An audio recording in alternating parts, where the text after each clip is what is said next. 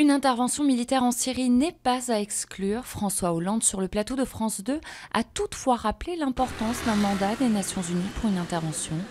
Le médiateur international Kofi Annan a pour sa part demandé à Bachar el-Assad de prendre des mesures pour faire cesser les violences. De nouveaux combats se sont déroulés dans plusieurs villes du pays ce mercredi matin. Le fondateur de Wikileaks peut être extradé vers la Suède. La Cour suprême britannique a donné son feu vert. Stockholm veut juger Julian Assange dans une affaire de viol et d'agression sexuelle présumée.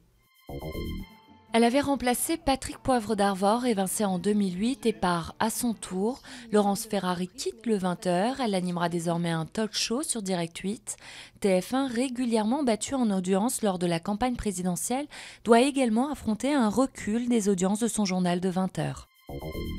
Bercy est monté au créneau mardi soir. Le gouvernement veut tenter d'invalider la prime de 400 000 € versée à l'ancien directeur général d'Air France KLM.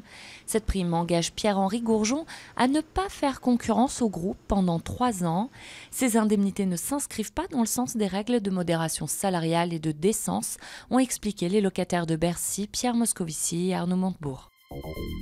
Aux yeux de leur église, ils ont péché, mais ils assument. Ces Mormons ont décidé de vivre leur religion et leur homosexualité. Le temps d'un week-end, ils se retrouvent dans une paroisse plus tolérante de Washington pour partager leur expérience, dans l'espoir que leur église devienne plus tolérante.